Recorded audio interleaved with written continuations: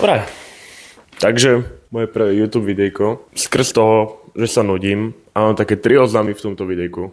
Asi 3, neviem. Dobre, ideme hlavne dneska variť, takže mleté, kúsok mozzarelky, dajme tomu trochu kečupu, možno, neviem. Asi si budem musieť dať trička, aby som mal kde pripnúť ten mikrofón. Takže dneska si niečo navarím, popri tom rozprávam. Takže, taký oznam. A momentálne sa už nenachádzam v Bratislave, som v Levoči, asi možno na nejaký ten mesiac približne. Takže budem chodiť aj do iného fitka, nebudem už chodiť do Smartu a plánujem chodiť, ale to verejne asi môžem povedať, do M-Gymu. To je fitko, v ktorom mi bolo asi najlepšie, čo je tu na okolí. Našťastie mám autíčko na dobu neurčitú, takže není problém cestovať hore-dole. To je asi taký prvý lomeno druhý oznám. Dobre, dáme si koľko mletého. Neviem, či si neurobím mleté na deň dopredu. No, asi hej. Niečo tu dáme tam všetko. Opa. Dobre. Ďalší oznám. Pojem na súťaž. Fitness. Kategória mi je úplne nejasná. Absolútne neviem, do ktorej kategórie mám ísť. Pretože osobne si myslím, že nie som natoľko svalovo obdarený, aby som mohol ísť do Classic Physique. Takže je to také, že neviem ešte. Na Men's Physique mám dobré ramena a už slabé prsia. A potom je tu ešte taká tá kategória v plavkách. Ja mám príliš dobré nohy, takže to by mohlo byť fajn v takých tých krátkych plavkách. To ešte neviem, jak sa volá ani. Ale prečo chcem ísť na súťaž? Odpoveď je viac menej jasná. Kde som dal tie špagety hlúpe? Dobre, tu sú. Dám si špagety dneska. Alebo dáme si tieto kolienka takéto. Ne, dám si špagety. No, prečo ma čaká súťaž?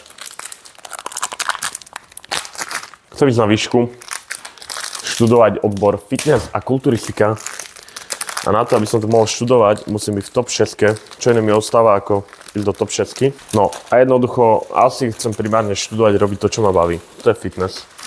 Robiť to, čo mi ide dobre. To nie je fitness, ale fitness trénovanie. Verím, že v hlave už mám toho dostatok. Samozrejme nehovorím, budem sa musieť učiť nové veci. Je toho veľa ešte predo mnou.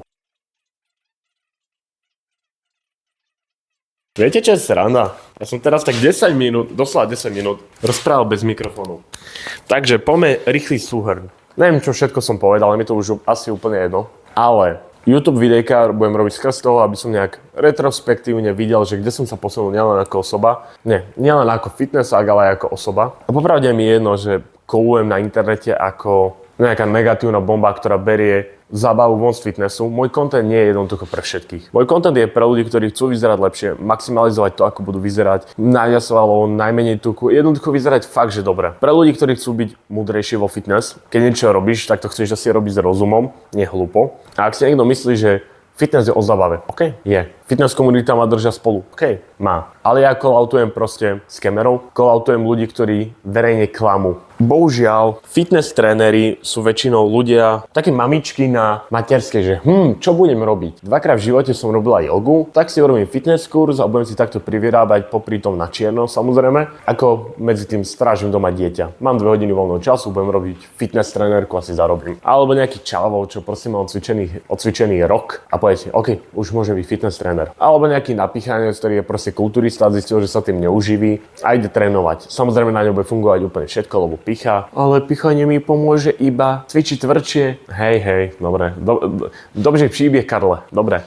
Fitness vždy bol o zabave. Nehovorím, že nevždy to bude primárny, sekundárny faktor. Ale dá sa to robiť aj rozumne, viete. Ja nikdy som nekolautoval človeka, ktorý ukázal, že robím toto je môj obľúbený cvik, lebo ma baví. OK, rob si to. Ale keď verejne budeš poukazovať na to, že robte to aj vy, to už ja kolautnem. Ak si fitness tréner, ktorý odmieta sa edukovať o základoch vo fitness, už ja kolautnem. Jednoducho, ak si nejaký fitness expert, call-outnem ťa, ak rozprávaš hlúposti. A ak nie, kľudne ťa nechám. Nemám za potrebu ani pol slova povedať. Neviem, ja som ich prevaril, čo? Do riti tu. Avšak ja jednoducho proste nevidím dôvod, prečo sa needukovať vo fitness. V Amerike, OK, tam tá science-based scéna, tam mi to už mrdá na hlavu, bohužiaľ, niektorým mladým. Cvičia 13 rokov, v živote si ničím neprešli a už rozprávajú hlúposti, OK, takých nemám rada ani ja. Ale jednoducho, edukujte sa ľudia. Proste science-based, alebo nie science-based, svalová hypertrofia je niečo nové. Stihla vyvrátiť stovky mýtusov, ktoré tu kolovali 10 ročia, pomalovali progres u väčšiny naturálov. Je mi jedno, ako cvičia, si páči, takí ľudia ma nezaujímajú. Nič proti, samozrejme. Ale ja radím naturálom, hej. Vieme, ako mali by cvičiť dobré naturály,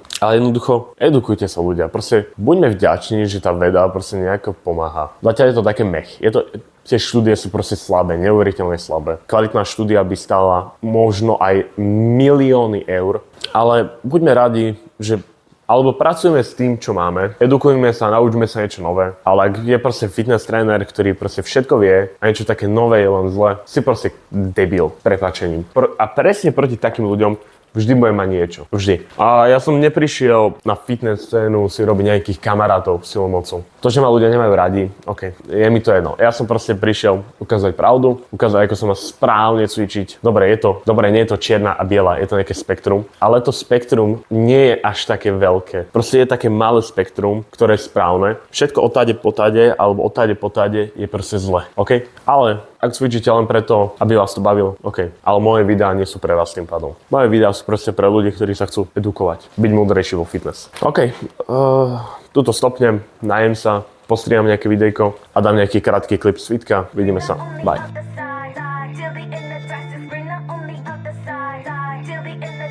Páslo dievča baví v tom zelenom háji.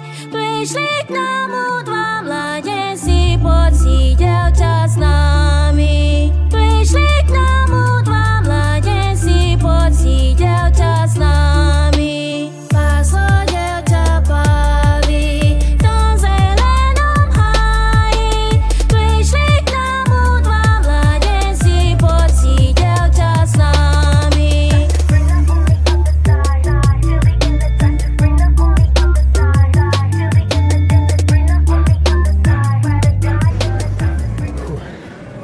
Poprosím odkaz pre majiteľa MGMu Spiskej. Zbavte sa tejto chujoviny. Urobte nejako zádol, aby bol tento stroj ťažší, lebo z nejakého dôvodu tam ten pin nejde úplne hlboko. Ale toto dajte head a vymyslíte nejaký iný spôsob, aby sa to uchytilo. Teoreticky toto je tu úplne zbytočné, keď teraz tak nad tým rozmýšľam, takže prosím, dajte toto head. Ďakujem. To je tvoj pau, čo z neho mám, radšej sa ho zbav, Niečo mi daj, lebo za pravdu sa dnes platí a tvoj pau nezažil tlaky.